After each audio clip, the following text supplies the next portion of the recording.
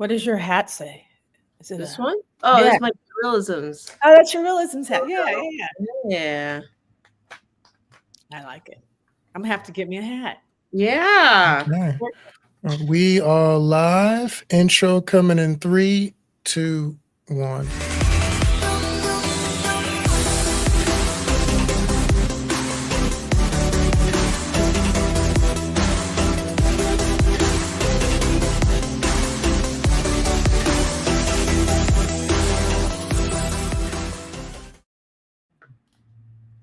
Hello and welcome to Austin Addicts Podcast. I am Keisha CG, one of your hosts. I'm also one of the assistants for the Austin Action Fest Film Festival.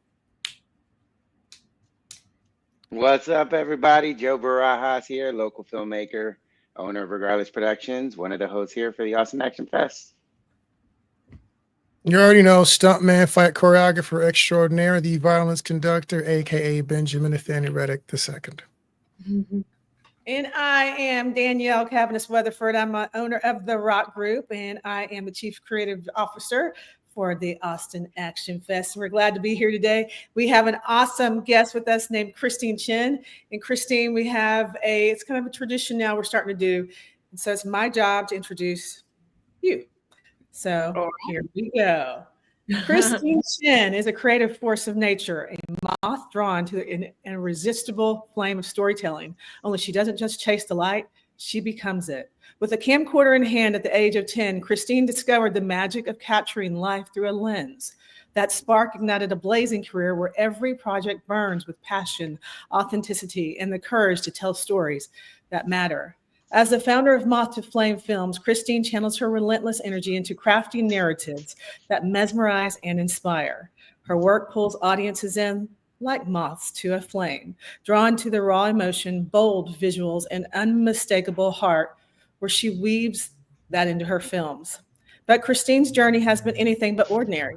She's a certified EMT and former firefighter who knows how to stay calm and under pressure, whether extinguishing flames or igniting cinematic ones. She's also she became a first assistant director, a happy mishap that fueled her passion for the organized chaos of film sets and solidified her reputation as a fearless leader behind the camera.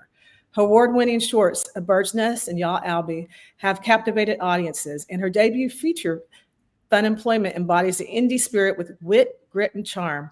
Most recently, Christine dove into the swampy depths of imagination with Erzulie, a killer mermaid adventure that blends folklore, thrills, and a splash of indie magic. Christine's journey isn't just about filmmaking. It's about breaking barriers, from defying cultural norms as a first-generation Taiwanese American to swapping corporate spreadsheets for camera slates.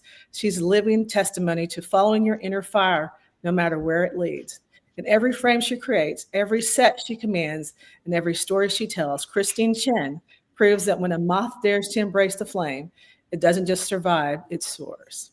Welcome, Christine, to our... Oh my gosh, I want that. Can you give that to me?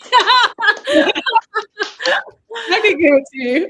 I want it. Yay. I'm so glad that you got the moth to flame. Like, why the whole idea of why I came use that name for my production company. I wasn't sure, but I was hoping that was exactly what that was. I wanted a name that described how I felt about films, which I'm always chasing the next idea.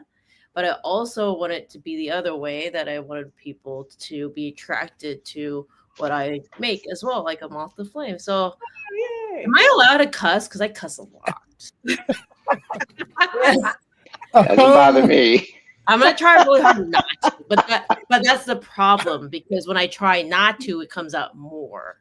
So yeah, you can say what you got to say. Okay, I was gonna say, holy shit, that was awesome. Thank you very much. That's hilarious. That's great. Well, thank you. I appreciate that. We're honored to have you here. Honored to have you here. Yes, former Austonian. My heart's in Texas. So yeah, I miss Texas so much. Yes. So what do you miss the most about Texas? Community. I think that's the biggest thing. I think I actually had this conversation with somebody yesterday on set. I said, like, Austin hasn't lost that like film is a privilege and a passion and fun vibe. It's dead in most of Los Angeles. So Oh, that's rough. it's like catch-22. It's people here just, it's a 9 to 5 essentially. They treat it like a 9 to 5. It's a job. It's a job. There's pros about that. Yes, maybe people take it a lot more seriously sometimes or whatever, but like I do think you can have both.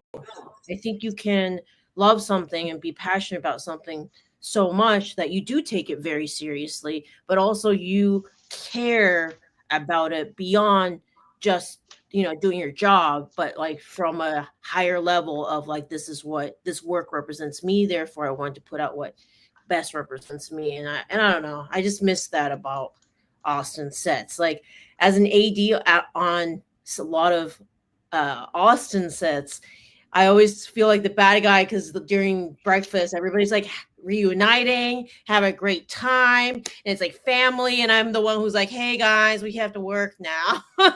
Yeah. Sorry. Yeah, that's right. We're in. Let's go. Gotta go. Everybody's just like, oh, I'm like, I know, I'm the fun killer. Yes, but I'm like, joke's on you. I'm actually the most fun. It just doesn't seem like it right now because I have to tell you no. Yeah. You have to work faster. That's the name of the game.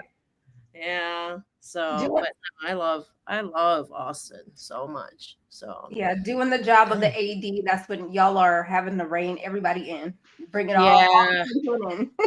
Yeah, it's a people thing. It's just all about understand. I think that's the biggest thing for ADing is understanding people, and it's less about like the technical. Anybody can do the technical part. But not everybody can understand that it's all about people and reading people and anticipating what people need before they even know that they need it, basically. Yeah. So always having to stay a step ahead or a couple steps ahead. Still multiple steps ahead, exactly. So being an AD is like being set mom. Yeah, it's like set mom, set therapist, walking people off the ledge, being like, you can do this. They're frozen because they're stressed out. Usually, type thing, can't make a decision. Let's it's okay. Let's figure out. I know this is not your exact vision, but let's figure out what we can do to get close to it so you can finish your project.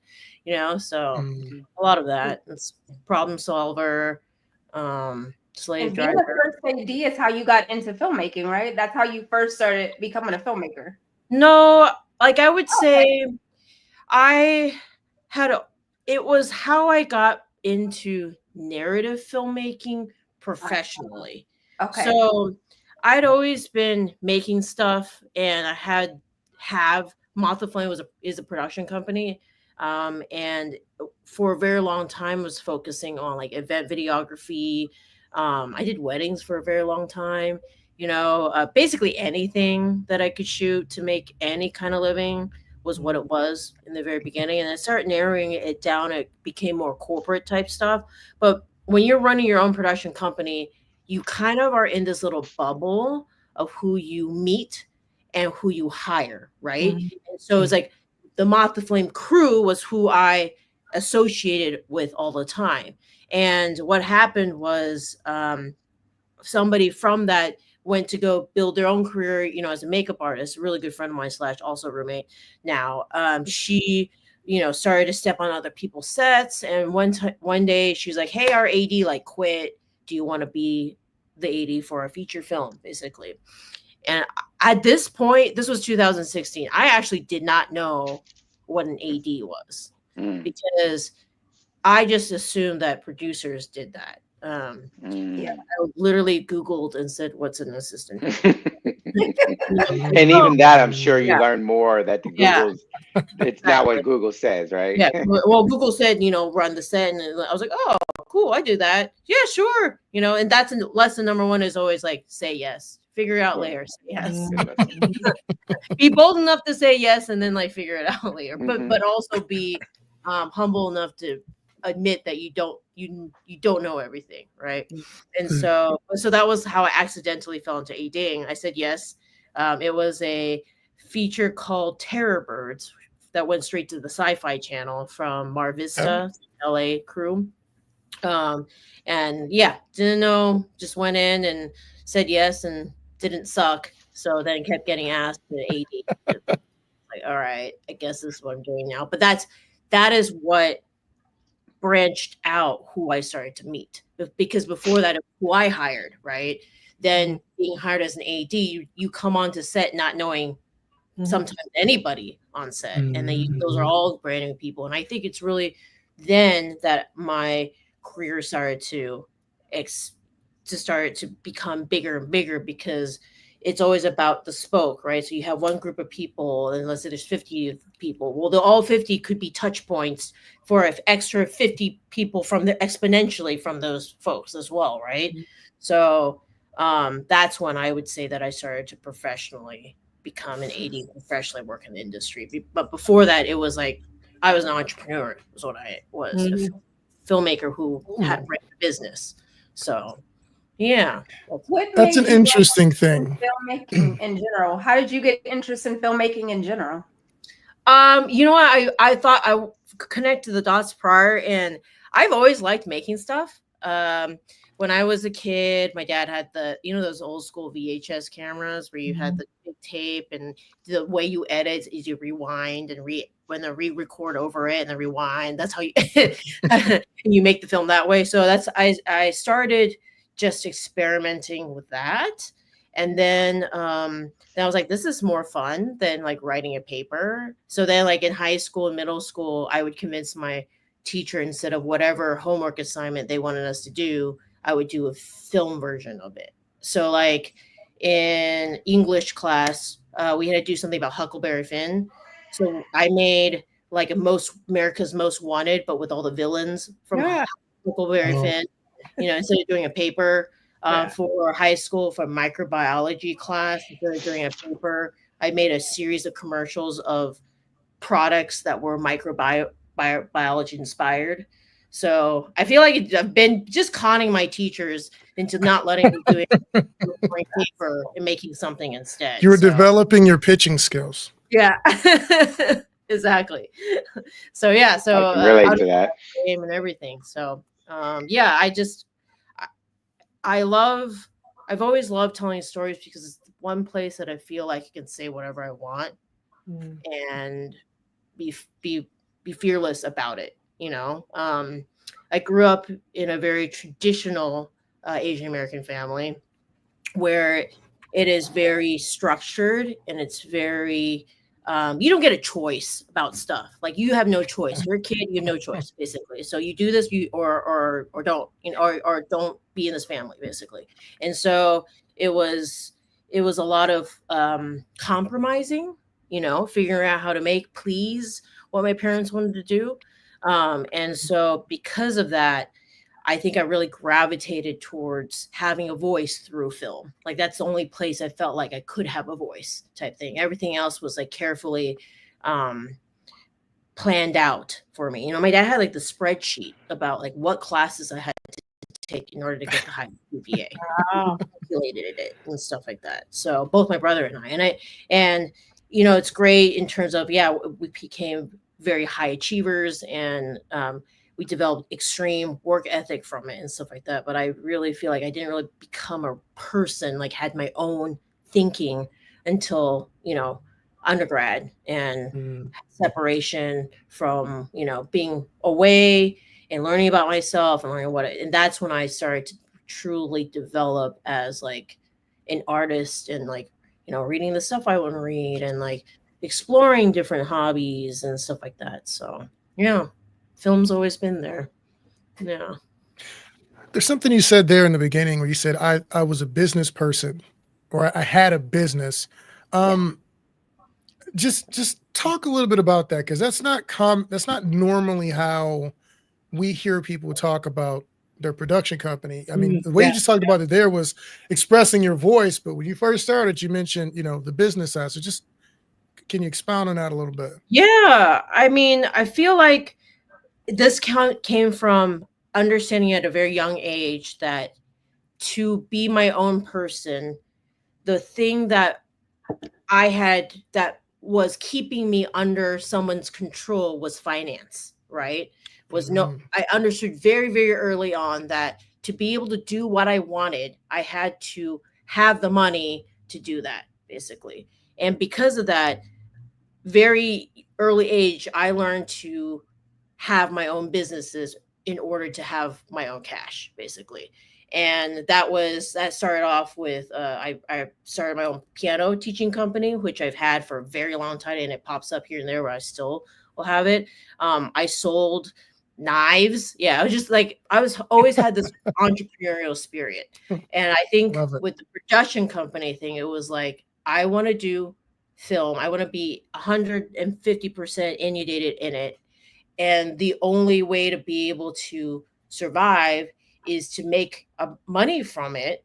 And why not kill two birds with one stone and make money doing something that I love? So hence the production company and thinking of it from a business standpoint, which I think artists don't do enough. They don't realize and they don't really comprehend that every movie, everything that you make is a product. And they think, oh, it's art. Well, it's great if you create art, but if you can't make a living from it, it's a hobby, right?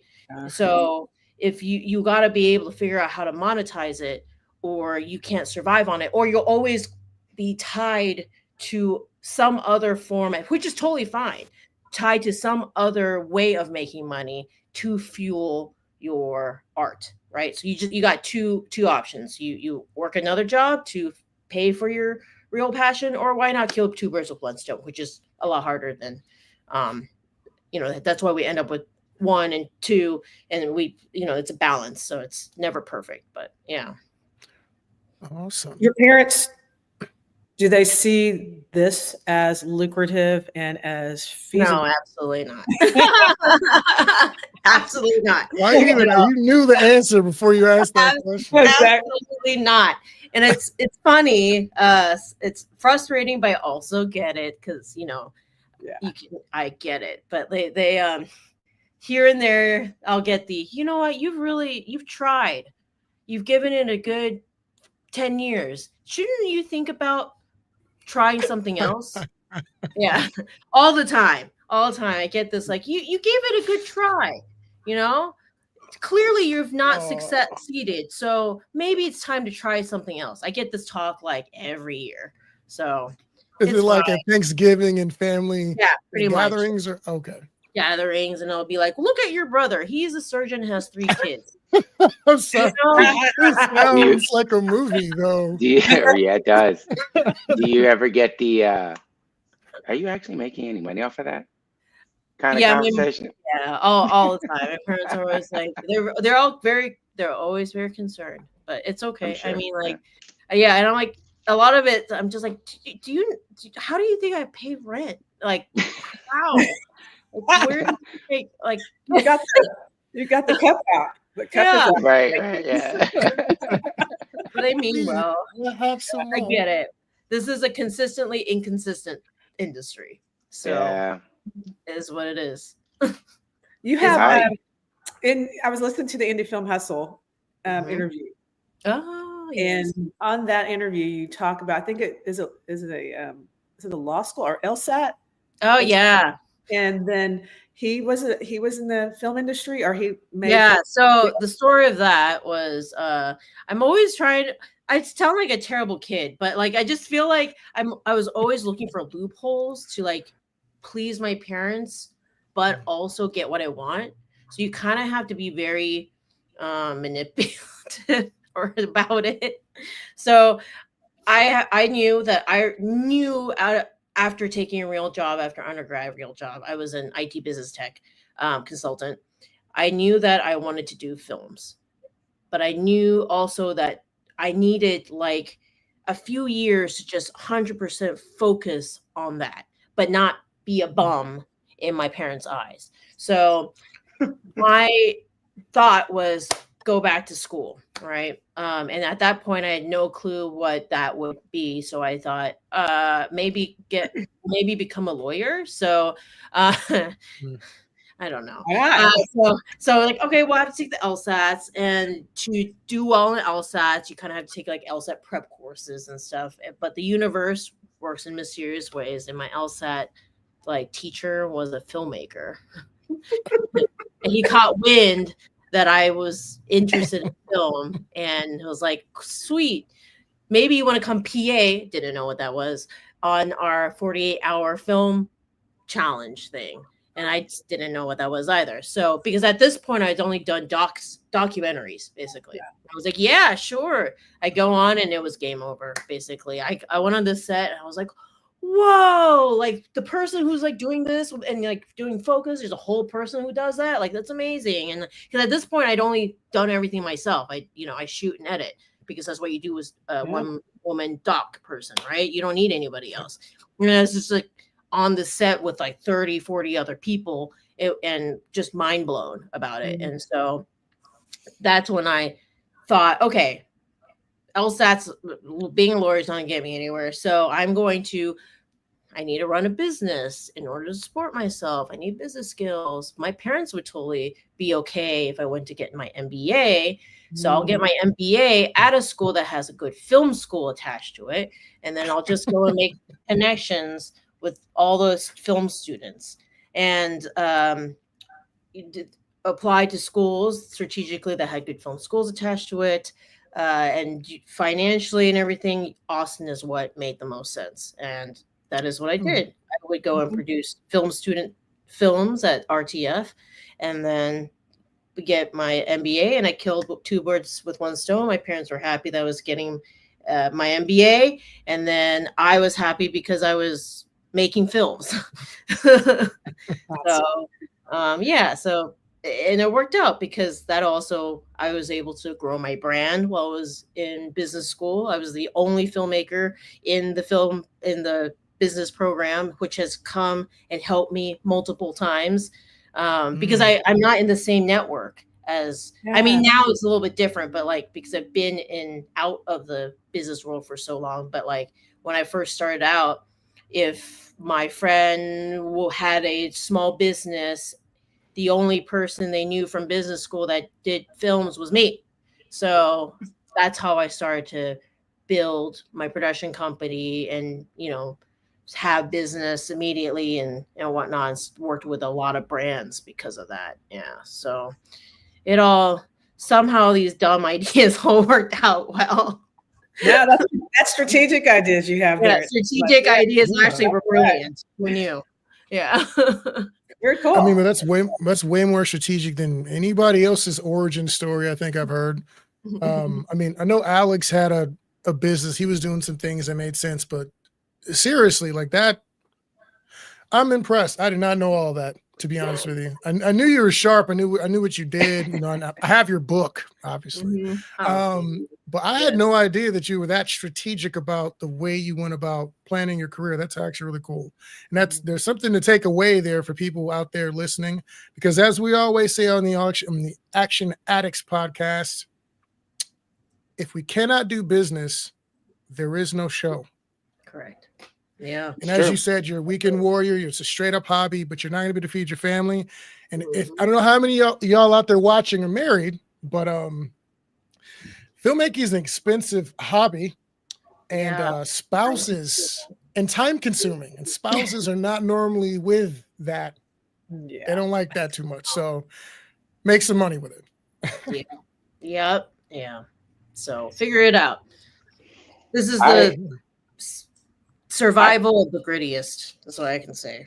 I actually wanted to switch gears and probably talk about something you have talked about many a times and probably other podcasts. But I mean, I'm just curious because I think it's still a real thing, even in 2025. Yeah. But you walked on a set, Terror Birds, 2016. You were AD. You're female. You're Asian American. Yeah. You know no one, maybe but a few people. Yep. How did you gain and garner the respect of people, and how do you continue to do that? Because it's one thing to do your passion. It's another when you come to a male-dominated world, which I hate. It is what it is, and I'm a guy. But you are not walking into a position of, unless it's already a set that you've been on and people know you, you're walking into a position where I know you have to gain that, right? That authority and that respect. if you don't mind talking about it, I'd love to hear. Yeah. And I often I'm like, oh, it's improved significantly. And then I go to a networking event. I'm literally like, there's 2 women. And I'm like, great. Yeah. That just happened like last week, actually. So I think the biggest thing is, and I go through everything that I do, I think number one, you have to establish this people first. It's always people. And people will always remember the way you made them feel. Mm-hmm. So a lot of times I feel like I get jobs because people still want to hang out with me afterwards. So, but there's a line, right? Yes, I am kind and patient, but I know what I'm doing. And I think people, when they can see that and see how you run a set, that's where the respect develops. And I think a lot of it comes with, I take a lot of time explaining why. Nice. And coaching. That's so important.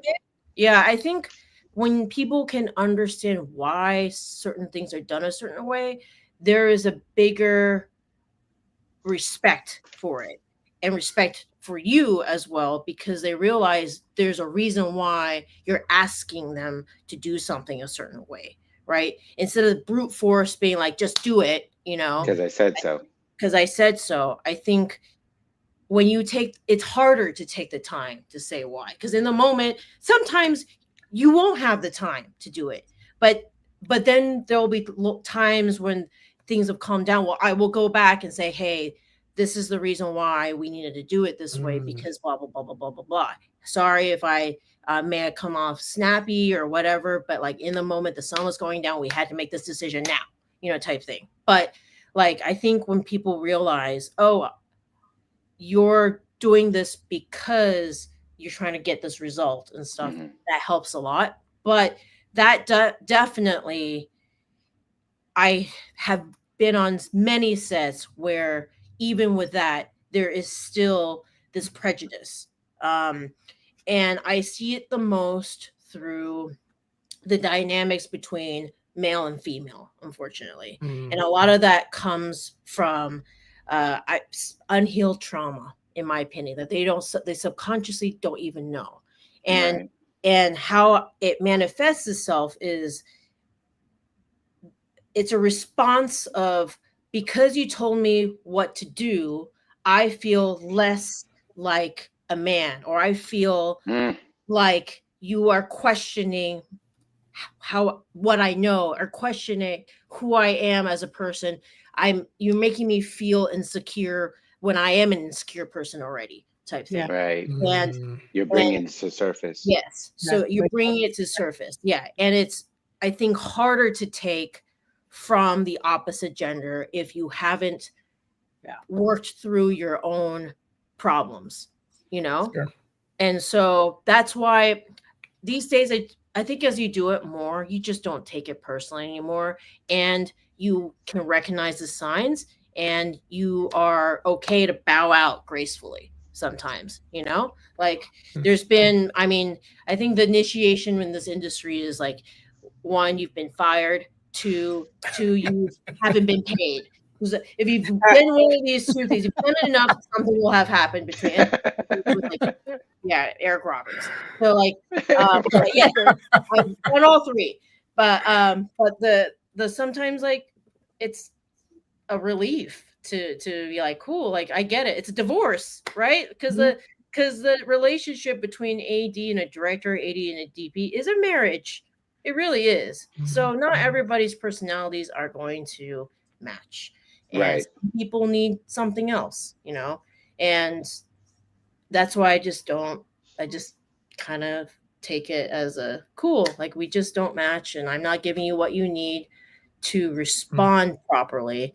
And I know where that's coming from, and it's cool, type thing. And I've seen it. Like I've seen it being like, I literally just said that, but because somebody else that looks more like you is telling you the same thing, you can take it, Right. And I'm like, cool. it's fine because it's not my. There's a time and place to educate, but sometimes there's some people are beyond that, and you just gotta. Sometimes it's just not your job, sometimes in that moment, like I got other stuff to do. I got other stuff to do. I have other better things to do. It's not my job to make you feel secure, Yeah. So yeah, but if for the most part, if I go about putting people first, people see that and respect that. And then I can explain why and coach people about it. People see and respect that. And just like being good at your shit, like being there on time or early. People see that. People see when you hustle. People always see when like you're there and you're in it and you're part of the team. When I'm done with anything, I always thank the crew, thank all the people, giving credit where credit is due, I think is a big thing. I read a lot of books on just like leadership and stuff like that. And one of the big things they talk about is that the best leaders take all the blame when things are wrong, but they give away all of the credit when things are right. And I think that's really important, the people that I don't want to work with, and I have people on my list, are the people who take all of the credit when clearly they're not, when they've done the least, and or they blame things on, just when things are going wrong. And I just like, come on.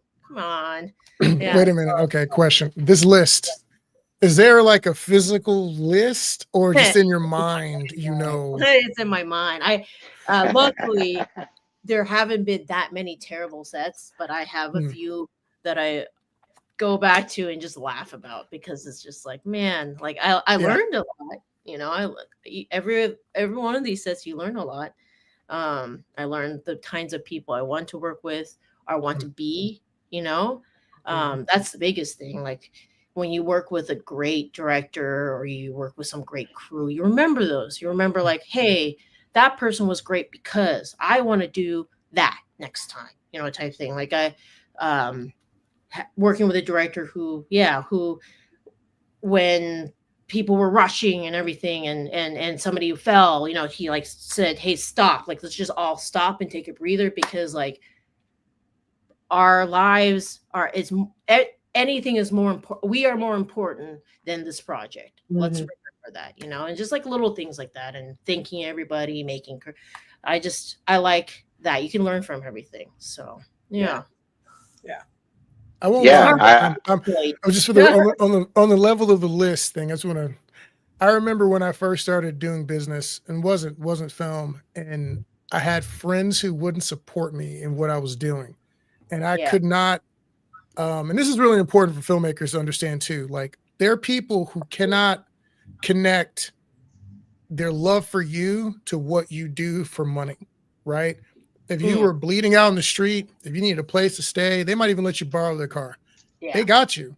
You're in there. But if you say, hey, man, I need like $200 for this Kickstarter, or I need an investor for this project, they're not there. They don't understand. Like there's no correlation between those two. And it took me a while. I was salty for like 2 years because I was like, yo, I'm doing this stuff. I think it's a cool thing. It's not even it's something you already buy. Why don't you buy it for me? And it just wouldn't do it. And I had a wall in my bedroom, and it was called the Wall of Fraud. Oh no! And it had. Listen, I wasn't fully healed yet. Jesus hadn't done his work on me just yet.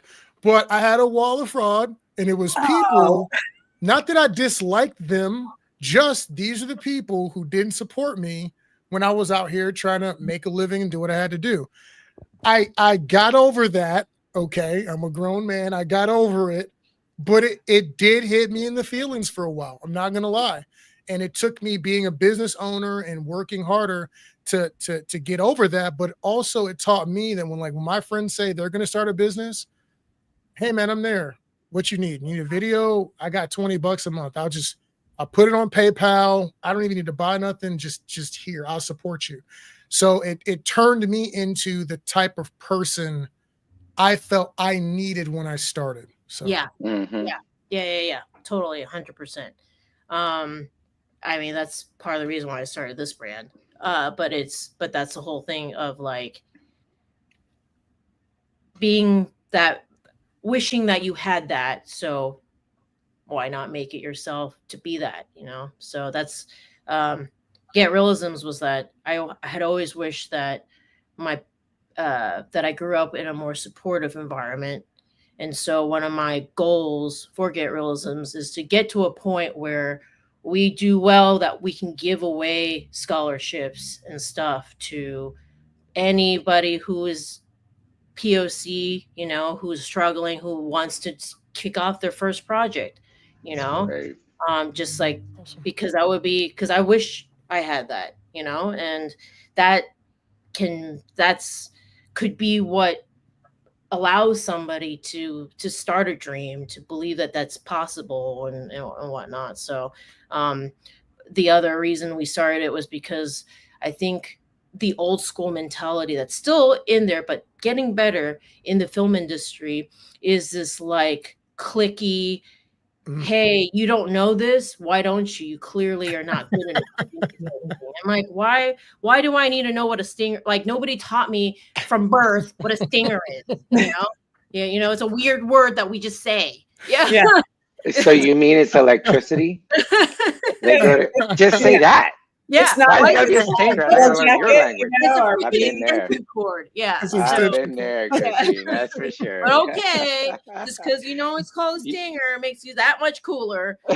Yeah. Oh my gosh. Yeah, We're speaking you know? code now.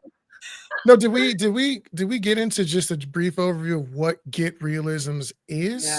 Not yet. Oh, not Okay. really, but it's so I started it. It started as a book. I created it on the set of Terror Birds. Actually, the idea came out because we were on the set that was very toxic, and just like these terms that like people were throwing out that I did not know, because I had been working on my own sets and I wasn't using any of those terms. And so, you know, people be like, let's flip the world. I'm like, yeah, let's do that. Like, no clue what the fuck that meant. And then just, you know, like played along with it. Oh, cool. Learned really fast. Flipping the world is, you know, like just because nobody teaches you this stuff. You learn on the job, right? I'm like, That's why right. isn't there something out there that is accessible feeling, that teaches you all this, so that you don't feel like an alien when you're on set, or you don't feel like a fish out of the water. You're already going to feel like a fish out of the water no matter what, because it's a new environment. But at least you come in with some knowledge, you know?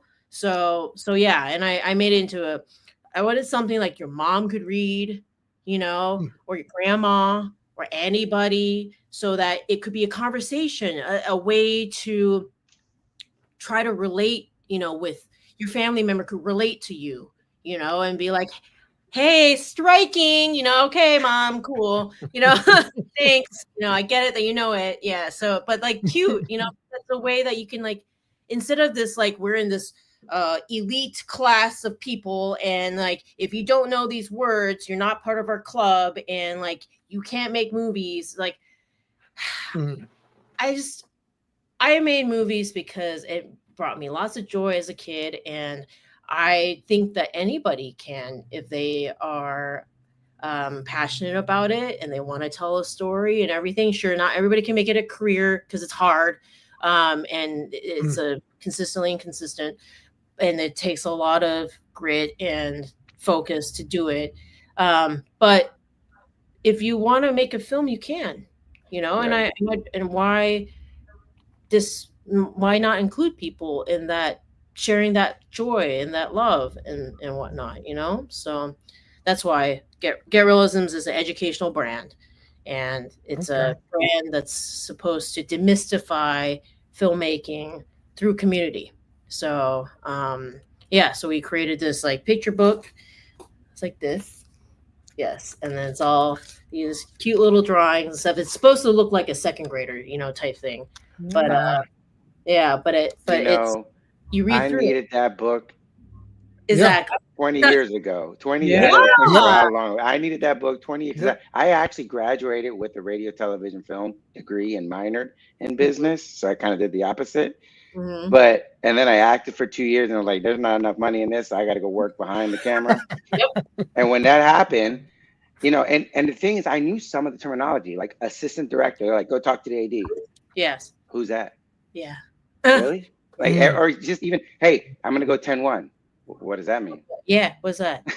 Copy. What am I supposed to copy? Yeah. What am I doing here? Go grab an apple. What? Yeah. I learned so fast on the set, like you did. Yeah. And I guess because maybe I was a guy, I didn't have maybe as hard of an adjustment because people were really eager to teach.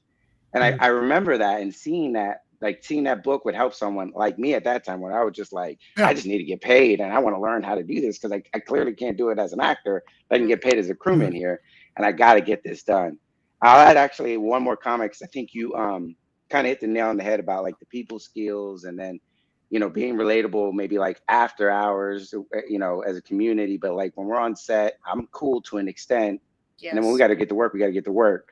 I feel like I became a better filmmaker, maybe even just person in general, when I had kids, because that's how it is.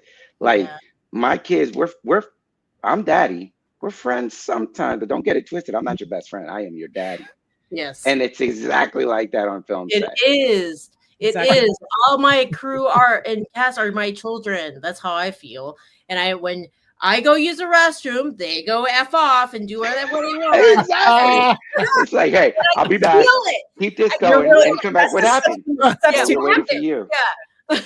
Literally. Get it done. Anyways, I get you. Yeah. That's awesome. That's great. So you have a vast amount of experience making these scrappy, smaller films as well. If you could only have 5 crew members, period, who are your top 5? Like, who's the most critical at a smaller, compressed crew? Who are your go-tos? Like, what positions are critical for you to do that? I mean, I've always had to play the producer by myself. I was always the producer, director, editor, and so I would say it's a luxury to have a producer, but having a producer is amazing. They're, I feel like, the least appreciated job. They're the ones that make sure people get paid. They make sure that you have the resources there. They're the ones that, and the bigger the projects, I think the more appreciative you are of that role, and how not having to do that role allows you to fully focus on the actual role that you want to do. For me, it's directing. But I haven't had the luxury to be, now I am getting to the point where I have been just coming on set to just direct, which is like the most amazing thing ever. But yeah, like prior to all that, I had to do all that, like find the locations, find all that stuff. I think that is a pivotal role that is very, very, that people need. I think that, and then if you have a producer and an editor, and obviously the camera person, but that person can be the same person as a director sometimes. But the editing, because I feel like projects die in post. I think that is the part it's always these least sexy jobs that people forget about that are actually the most crucial. Yep. So they like spend all their money on, let's film it, and let's capture. Okay, maybe hopefully you're smart enough to have a good sound person, and then they do have the footage, but then they're like, oh no, we spent all of our money. Now we have to put it together, and we don't have money to put it together. And that's where projects go to die. So if I always tell new directors and stuff, like, figure out how to edit.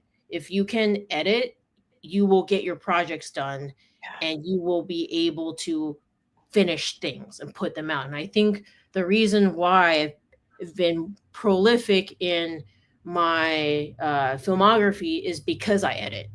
I haven't had to, that is one position I haven't had to rely on, so I can put the most resources into the production aspect, and then I can rely on myself to do the editing. And that came from my background as a documentary filmmaker. That makes a lot of sense.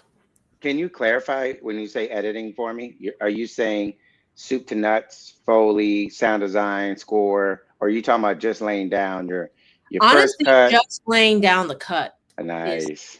is enough. You know, the other stuff is yes, details and everything. But if you cannot understand how things are edited, you're not as good as a director. You're not as good of a writer, in my opinion. I think editing, if you know that, you become a better everything else, because you know it's the whole like working backwards, being retroactive for something. If you know what your end product is, then you'll know how to get there easier. You know, and I see this ADing directors who have zero editing experience, and I can see it that they have zero editing experience. I can see it in the way that they these are the things where I can see that I'm like, oh, you haven't really directed very much. One is yes, not knowing how to edit, because they're frozen when they're not able to get exactly what they thought they needed, because they can't think beyond ways to achieve what they want in the story to be edit, right? And so let's say in a scene when this location fell through or whatever, and they only had I can, as a writer editor, know, okay, I can edit this and put this and piece this together, and I still have a story, right? Somebody who's inexperienced and doesn't have that can't see beyond it. They just see, I'm screwed. I didn't get everything that I said I needed, right? But that's the problem, I think, with indie scrappy filmmaking, is that you're lucky if you get 70% of what you intentionally wanted to get at the beginning, right? Because things happen. That's so true. You know, so many things go wrong. So you're lucky if you get like 70% at the end. So, and understanding editing can help save your film or make it better, you know, type thing. So, or even so I'm so glad you said that, because you just helped me realize how sometimes I'm fixing some of my own work, because I'm going to make sure that we walk out with the coverage. A lot of times I'll say I got what I need, but there might be something in post where I need a Band-Aid. And I'm pretty notorious for getting handles on each side that save so much work. So I don't do reshoots, right? I don't have to, because I have so much coverage. Right. Yeah. So it's better to get the most then and there. But I never actually, thank you. I think I owe you some money now. I never actually put together that probably what's making me successful in that arena is because even though I refused to edit my own work, that's what I graduated. I got a degree, worked for the WB when it was WB for a while doing editing, now CW. But I refuse to do it now. I get everyone else to do it. And that's totally fine. But you know what, one day I don't want to either. I won't take, I've had a couple of editors tell me straight up, you didn't get enough. I'm like, no. I know. You're not seeing it the way it needs to be seen. Yeah. Anyway. No, that sounds like, but actually what you guys are talking about is what when I first got into film, I'm the same way. I learned on the fly. I learned reading a bunch of books and being a PA on sets and just listening to whoever would tell me anything. And I remember in Rebel Without a Crew, that was one of Rodriguez's strengths, is that he was an editor director. So he knew, I can fix that in post. I can cut there. I can move stuff around and recombine it when I get there. So that's literally what I'm hearing you say right now. Yeah. I think you have to have that when you don't have the resources to just throw money at the problem. You know, your strength is, I think this is either being a good writer or being a good editor. Yeah. Which is kind of synonymous, honestly. Like I've learned how to be a better writer through editing as well. Wow.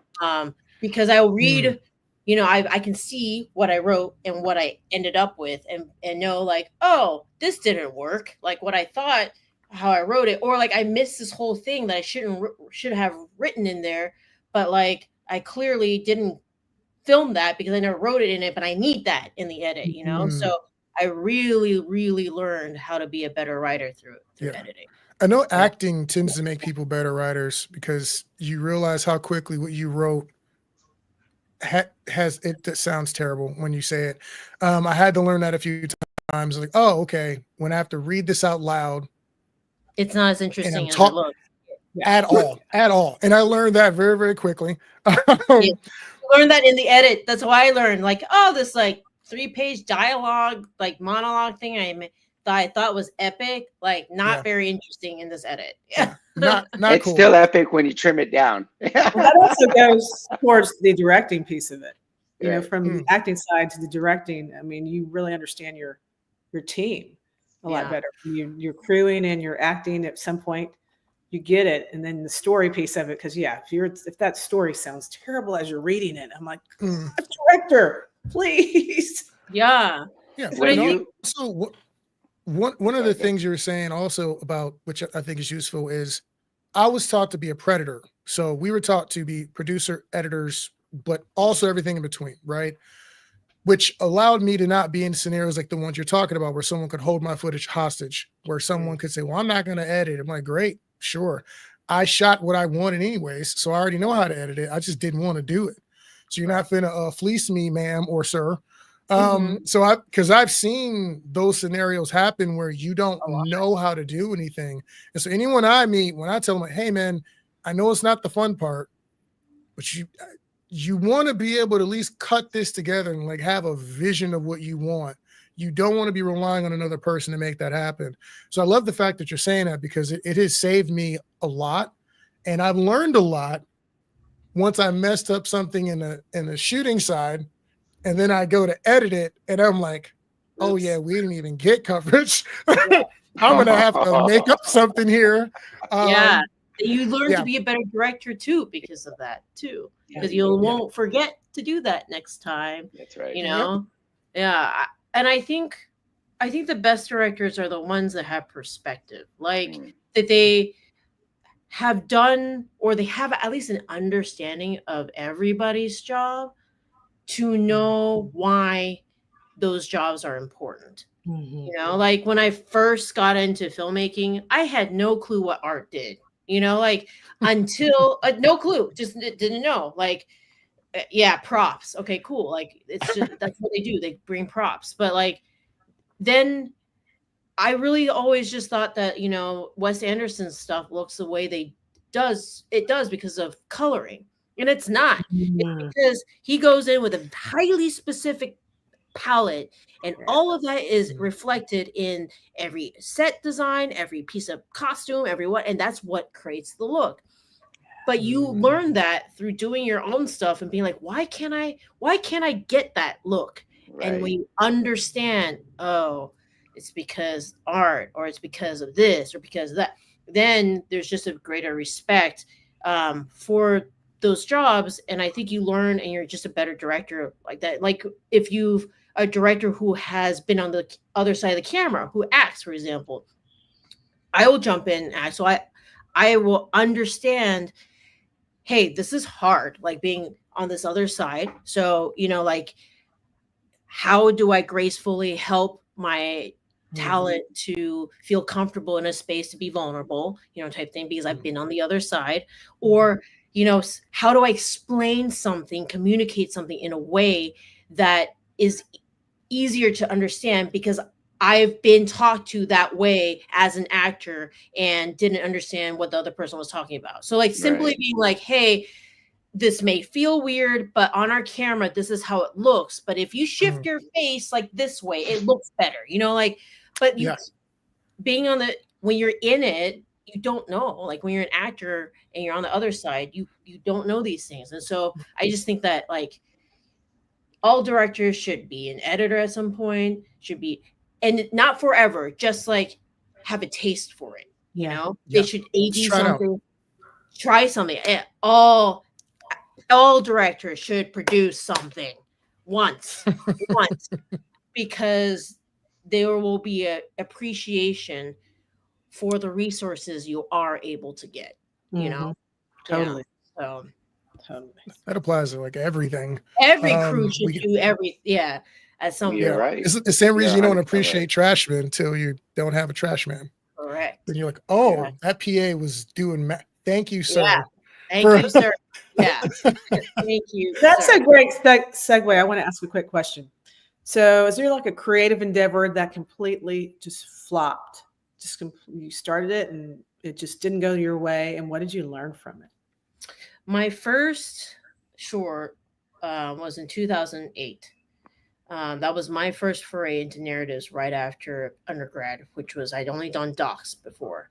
And it flopped because I hired people based off of what they had. So like I hired a DP because they had this camera. I hired this crew because they had this gear. I learned so quickly, you don't hire based off of what people have. You hire because of that person. You can figure out the other stuff, but if that person sucks, but they had the best gear, like you're going to have a terrible experience. And that is what happened. So I hired people based off of what they had, and like they basically took over the project. And like I had a DP who basically tried to just anything I wanted, he'd be like, no, I'm going to do it this way. Or I'm not going to do what you said. I'm just going to do that. It became his film, basically. Wow. It was very traumatizing that I didn't make another narrative film for a while. And like didn't finish out that because it was like nothing like what I had gone in doing. And that is the biggest lesson is the equipment, the stuff, you'll figure out a way to get it. But people, like if you aren't hiring based of the people and the right vibe and stuff, like that will ruin how you experience a set. Like people make it all. And hiring your friends is not always the right call either. I think that's another big thing. Hire based off of like portfolios, based off of like, do I feel like my voice is heard when I talk to this person? Can we collab together? You know, is it a give and take relationship type thing, right? Do I trust this person? If I feel like I have to micromanage this person, then maybe I shouldn't hire that person, right? Because you're hiring people for what they can bring to a table, right? And so like when I bring people now to any project, I trust that I hire them to do this stuff. So yes, I'll look and they'll ask questions, I'll approve things, but I'm not going to be, there telling them what to do or like, because I hire them, I trust them. And so I paid you to not have to do that.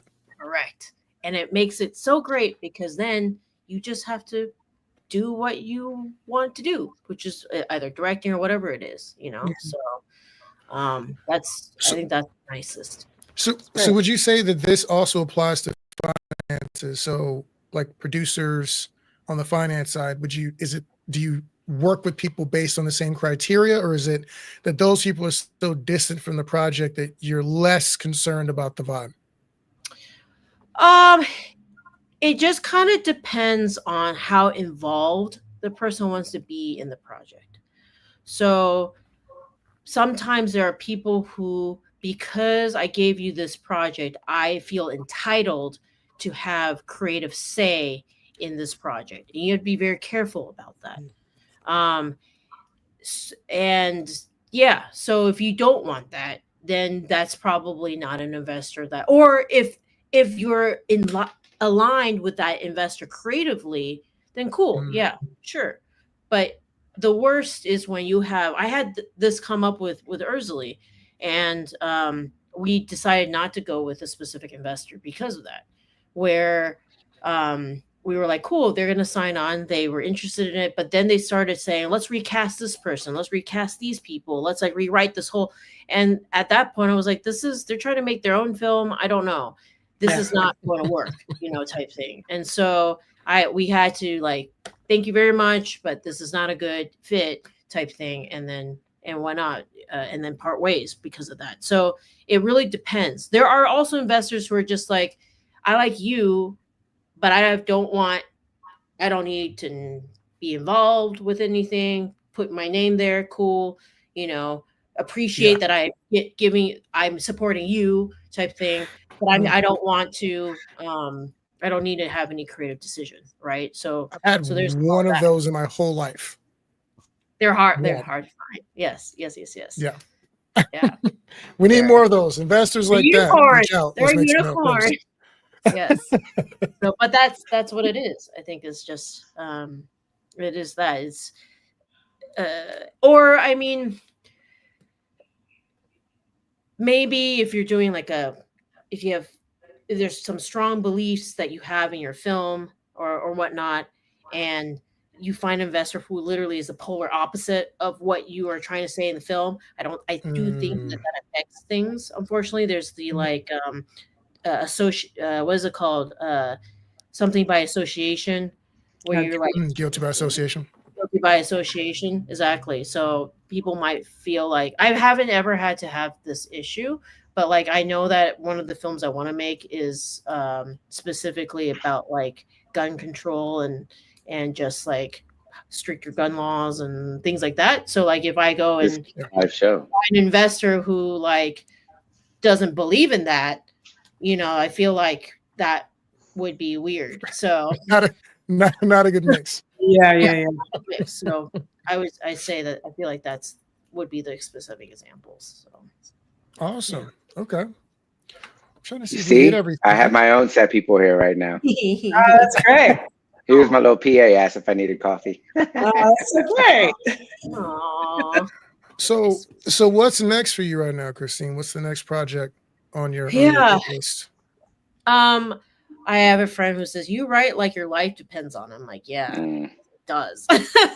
So that's why I write, because I've written for the opportunity to direct. And so the project I've been working on for a very, very long time, I started in 2017, is this PTSD amongst first responder cause-based film.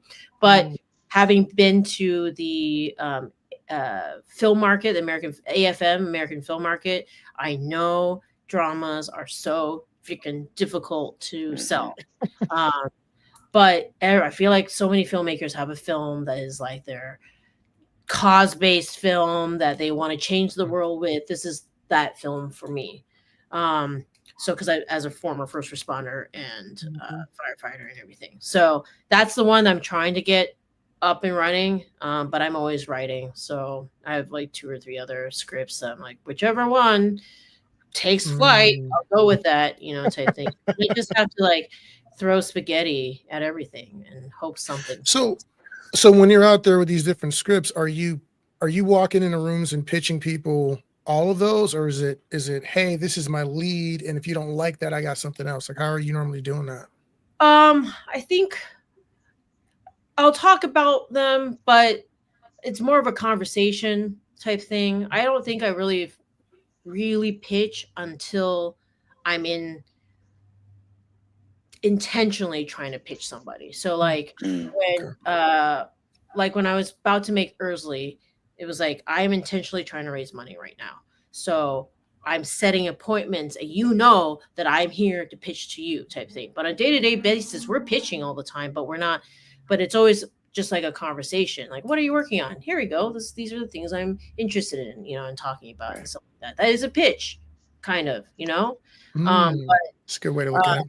Yeah. So I think these are just projects I'm very excited about, and they give me lots of joy writing about them and stuff like that.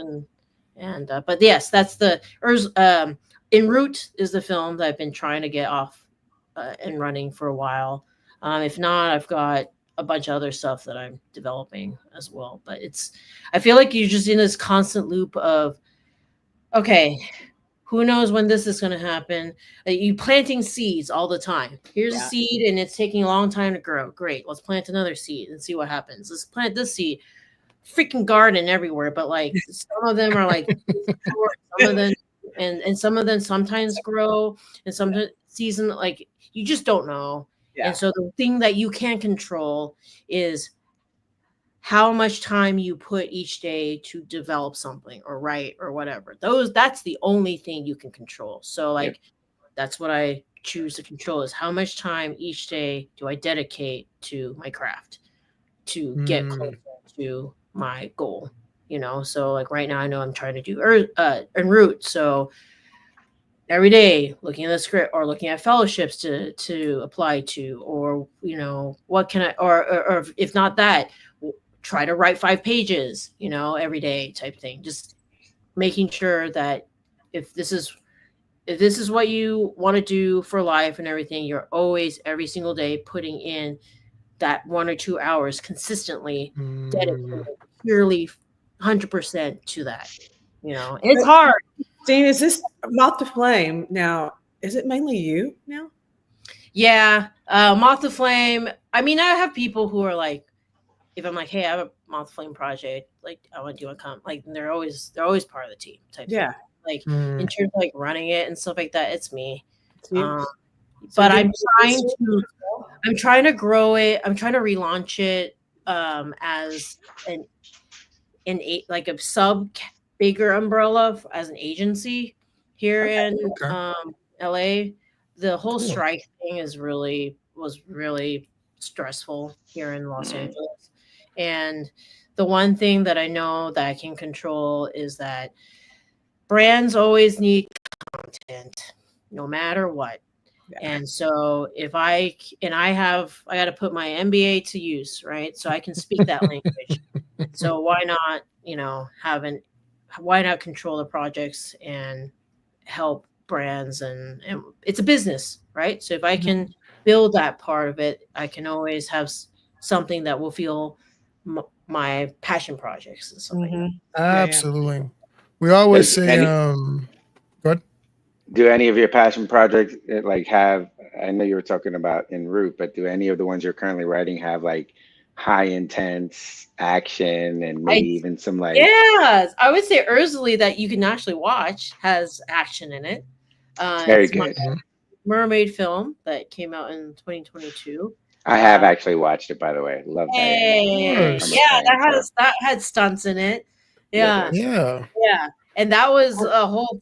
I'm glad that was...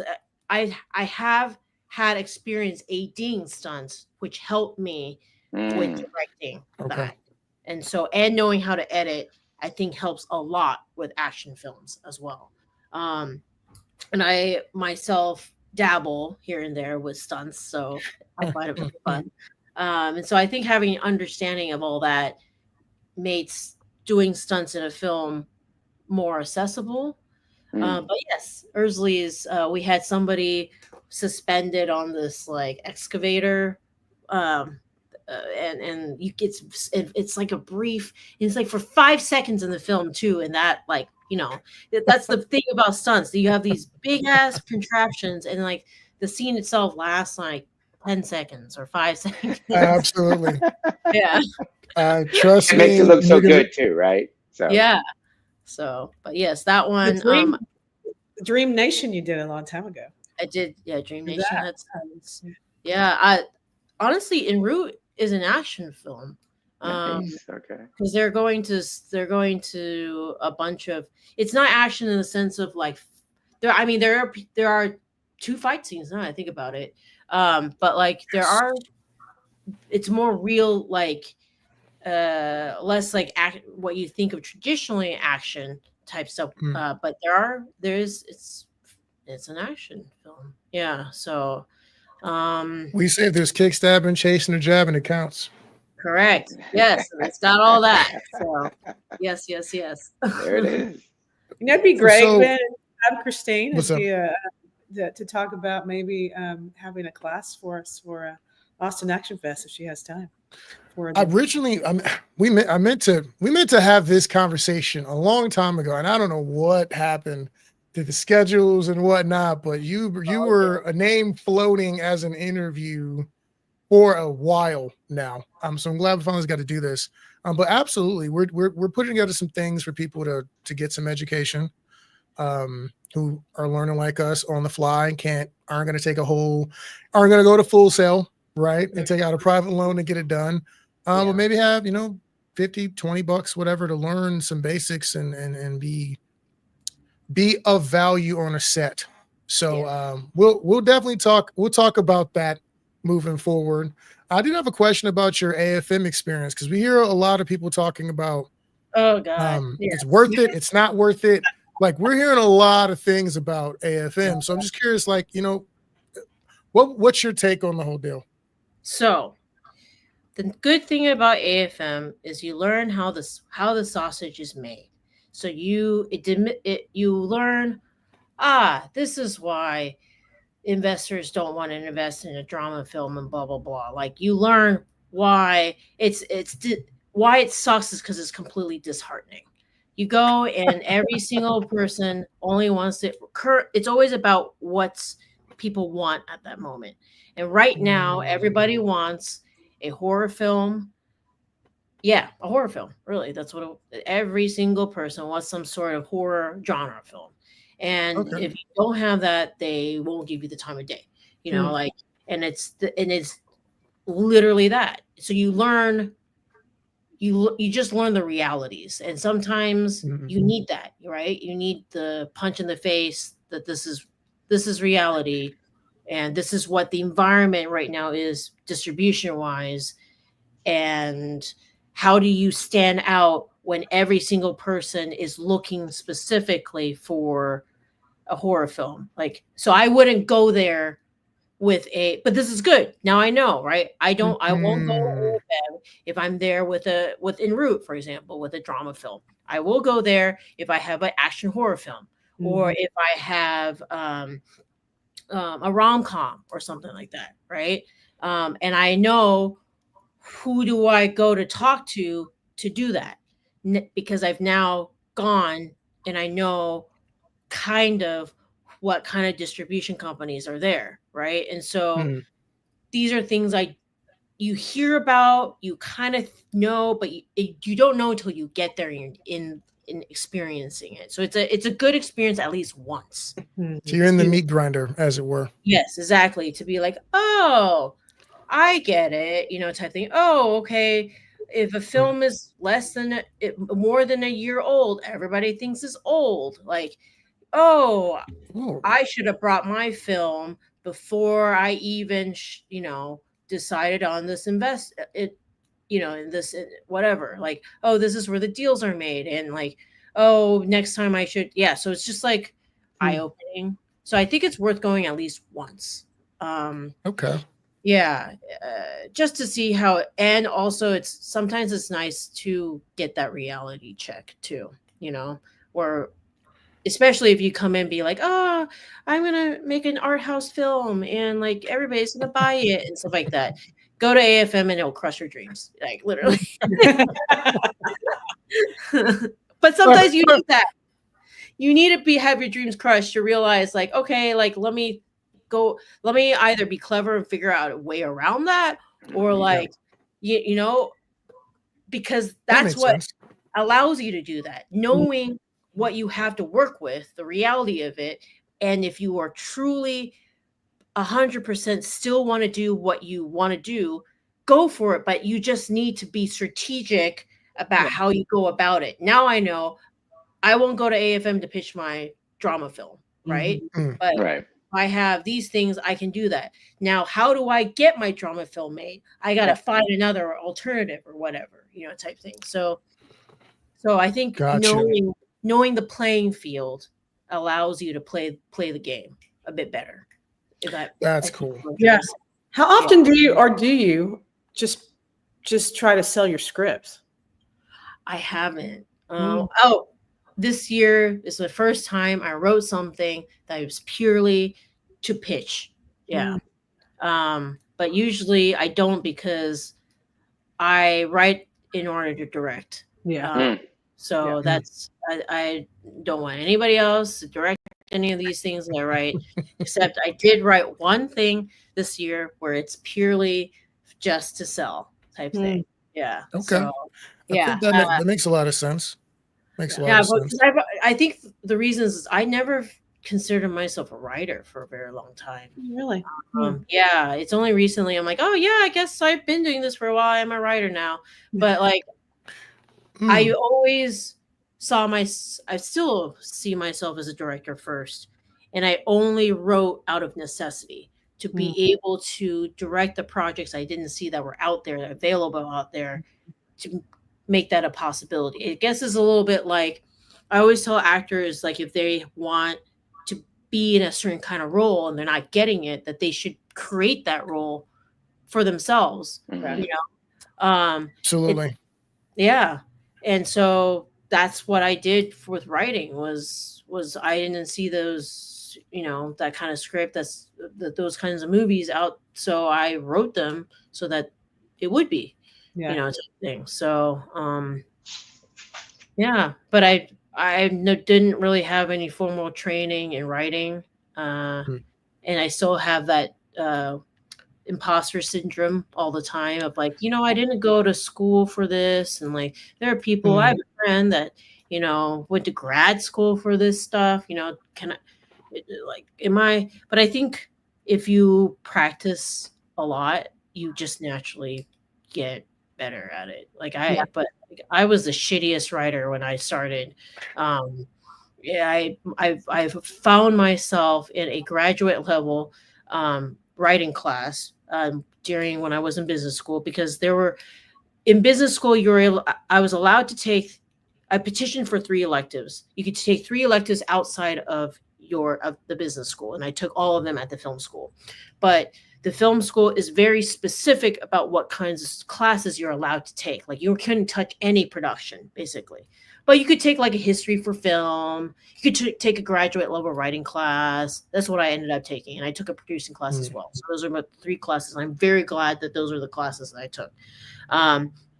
I was the worst writer in the graduate level writing because these were people who came in with writing as their career in mind, right? And that's all they had compared done to what? Just writing. Compared to me, who's just had, I just want to make stuff. I just want to direct in mind, right? And so, like, they knew the proper way to write things. And so, but that's nothing makes you swim faster than being the worst and wanting to be the best in it. Practicing. So I think one of my best hurrah moments was getting into, it wasn't even, I was just a second rounder at AFF, Austin Film Festival, in 2018 or 19 for En route actually. And I saw those same people who were in my class who were judges or also there and stuff like that. And it was this moment of like, hey, I'm here too, guys. Like, remember I was the worst writer? I'm also here now. So like that's so awesome. That was a nice moment for me personally. To be like, that's cool. I'm in the same room. Yeah, and that's I deserve to be in the same room. Yeah. So because I worked very hard to be here in terms of practicing. So okay. Awesome. So with all this production, we're talking about writing, and it's funny what you're saying is I felt the same way. I still wouldn't say like I'm some great writer, but I realize I've written probably like 20 or 30 shorts and about 4 movies.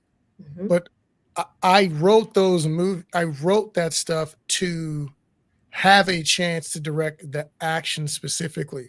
Yeah. Like I saw a fight scene in my head and I built what had to happen around it for that to make sense. Yeah. But so I never, I'm some writer, but I got a couple of stories under my belt. So I guess that's something to be happy I'm a about. writer now. Yeah, exactly. Yes. But if you had like unlimited funds and you could fund whatever you wanted to do, and money wasn't an option, is En route your next project, or is there something else you have that's maybe crazier that you'd really want to do? I mean, there's definitely a crazier film that I would like to do, but I think with impact, En route's probably the one that's more impactful, and so that's the one I feel like I need to do. But yeah, I mean the sequel to Erzulie is got like mermaids from around the world and all sorts of shit. Like that's very expensive. So like that one I would love to do, but that's like the Avatar that you write and then like you shelve it for like 10 years and then then you're somebody and people care and want to fund it. That's kind of that film. But in order to be there, I got to make something that gets into one of the festivals that people care about, type thing. And I really truly believe that that's En route. Yeah. So that's fair enough. Yeah.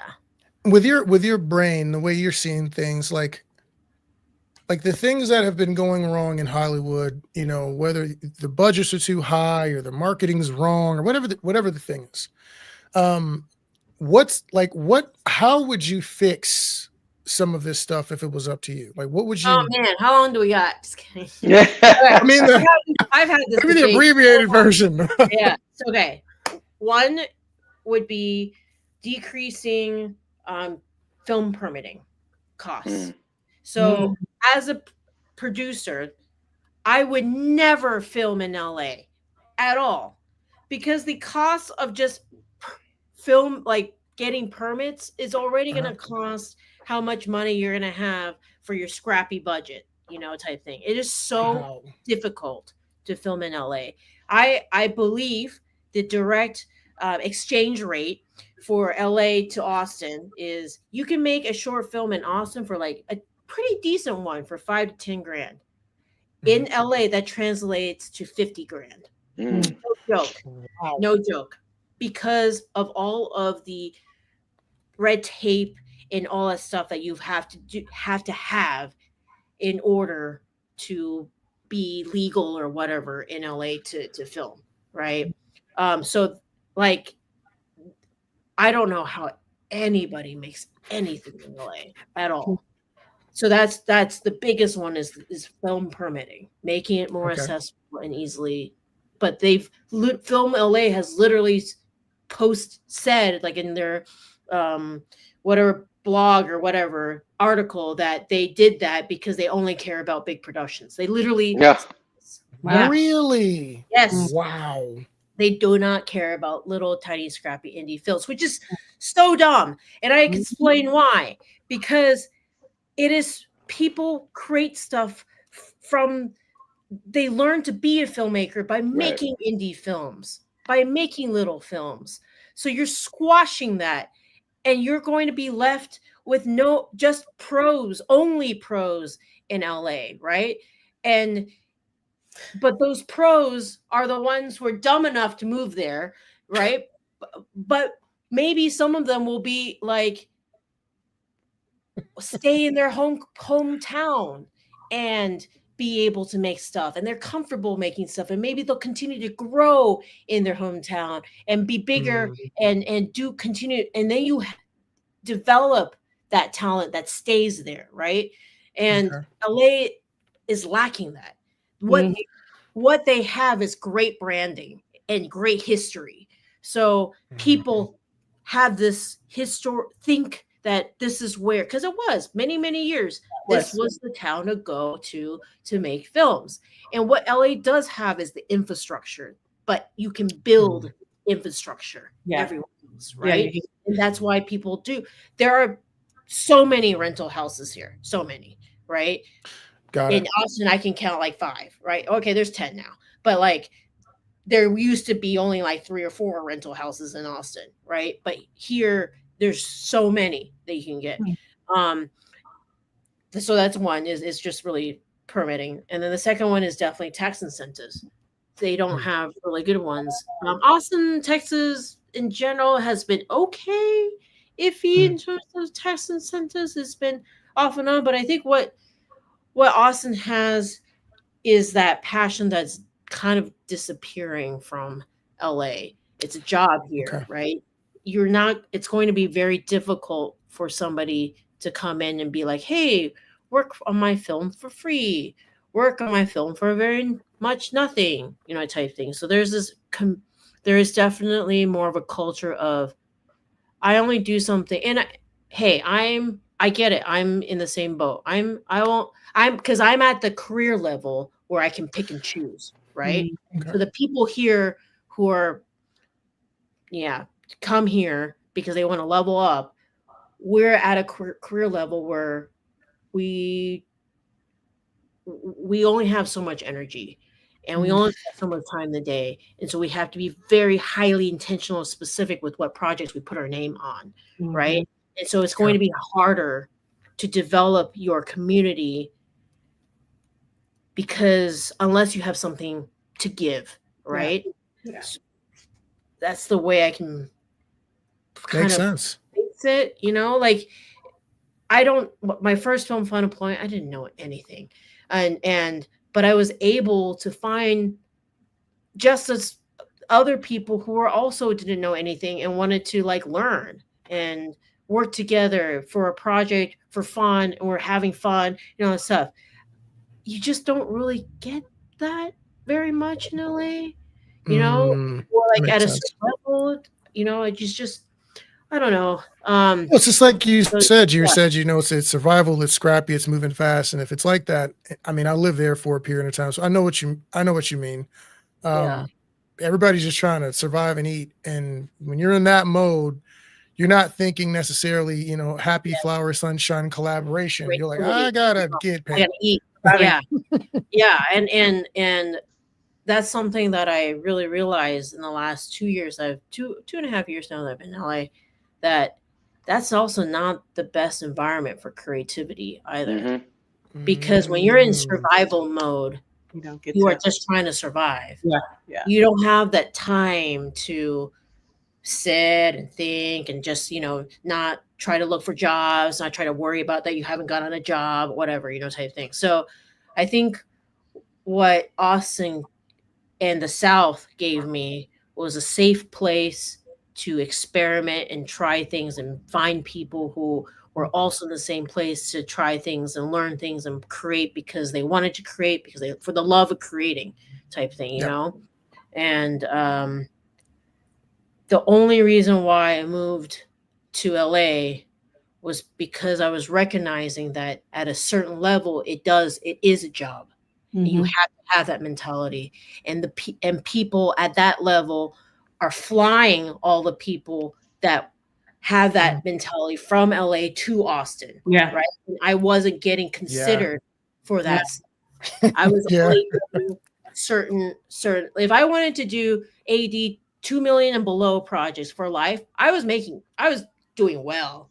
I was doing really great. Didn't have to go network and do much anymore. It was just, I was turning down gigs all the time, but I wanted to get over that bump. I wanted to get into the union world or whatever and do the the studio films and see what that's like and be on a TV set. I haven't been able to do that, and so that's why I moved to LA. Find an agent, because everybody and their mom here has an agent. So get that, whatever it will for people to take me seriously. From an outsider world. Like in Austin, in the South, people take me seriously, but outside, like people just saw me as a filmmaker. It's so weird. It's like it's a brand. No, I know exactly what you're talking about. It was an experience for me when I went to LA, and I was doing more stunts than the shooting at that time, and went to a meetup. Was hanging out with these people, and essentially I was told, if you didn't do it in LA, it doesn't count and nobody cares. Yep, I've heard that. At least, and I was like, to the rest of the world, and perception is reality sometimes to the to your non-circle, right? And I saw this when I was aiding for something, and I was sitting in the production room and hearing the producers, and like literally I was trying to get them to hire this local production designer because I knew their work and I knew how good it was, but they really wanted to hire this person from LA because to them the LA person was better. Right. Even if they weren't, which is that's just how people are. Why do we buy Nike versus something that looks exactly the same? Because there's a really weird perception that is just better and more trustworthy or whatever it is, right? And it's the same thing, sadly, when you get to a certain level. I believe you should practice and play as much as you can in a more friendly film environment that allows you to, I would not have been able to make 10 to 15, I think I've made like 15 shorts. So like in LA, because like I said, the conversion ratio is literally 50, trying to do the math in my head on that. And for a short in LA to your 5,000 in Austin, that's 750. What are we talking about? 50,000, because like AFI, where I mentor, the American Film Institute, I think is what it stands for. They require their students to raise at least 50 grand for their shorts. That's how I know it's 50 grand is what it is. Really? Yeah, they require you. Now that's a really good film school, in my opinion, because like you have to do every job type thing. So I don't know. I can go into that later, but like, yeah, at a certain level, sadly, you're dealing with not just people within your industry, but like outsider perspective, right? And so your investors have that perspective, right? Unless they're local to Austin or wherever you're trying to, but the bigger investor, I don't know, is going to be like, oh, you're a tiny filmmaker from wherever. Right. I want the LA brand, New York brand, whatever that means, you know. And sadly, I didn't believe that until I got to a certain level and realized I was hitting like a glass ceiling, essentially. Well, I mean, you've seen people, even when it comes to cameras, that, you know, I want to get the guy with the red. Yeah, but the guy doesn't know how to use his camera, though. Right. He doesn't know how to light. Yeah. So, I mean, you can do that. Do you have you have a computer that can handle the red footage? Mm-hmm. No. Are you sure you want the red? And I mean, we ran into it recently with this guy. We were talking to somebody about a project, and I said, hey, we could do that project in Texas for like $250,000. And the person made a face. Like, yeah. And I was like, what's that face about? And we're, you know, having a friendly conversation because I wasn't really pitching them. It was just telling them what we were doing.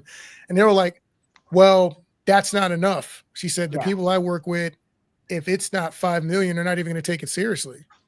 Yep. And it was like, it was an adjustment in my brain of like, I hear some people, this is what they're doing. And then other people are going, if you don't tell me it costs at least a couple million, I don't think your film is real. That's correct. Yeah. That is just. That's why that's another thing. Like when you go to AFM and stuff, and if your film costs very little money, you don't talk about it. You just say it's below 1 million or something. Right. It's below 2 million or something. Because people, for some reason, just don't. They perceive it's a value perception. I think Walmart versus Neiman's. Yeah. So I mean, yes. I mean, you have to have the Neiman affordable luxury in a sense. Yeah. It's branding. Yeah. It is. Yeah. This product. Okay. Well, you know, we've been at this way longer, actually 30 minutes longer than I thought we were going to go. So thank you so much for giving us your time, Christine. I have one final question, then just any other closing comments. If there's any tips, because we're in Texas, Austin Action Fest and Market, any tips, like something that you think filmmakers here could be doing to be more profitable so they can do this full time? Is there any suggestion you would give them from now that you're on the other side, like something we could be doing here or they could be doing to get closer to making a living in what they do, what they love? Figure out distribution. That I think if you can figure out distribution, whether from a self-distribution or becoming somebody who does help distribute, which you guys have a very good platform for. Essentially, you guys are curating, you know, a specific kind of film and everything. Why not become also somebody that helps to distribute? But then that also means that you have to go find and make those connections. So it's a lot of work. But I feel like whoever figures out distribution holds the key to the kingdom. Mm-hmm. And everybody is in this race to figure this out right now. Mm-hmm. Nobody's figured it out. There's some that's why YouTube stars and YouTubers and TikTok people have so much power, because they've learned how to do that through influence or through their following and everything. And why they're getting money to create stuff is because where the people go is where the money goes. Yep. Right. So figuring out how to harness that. Interesting.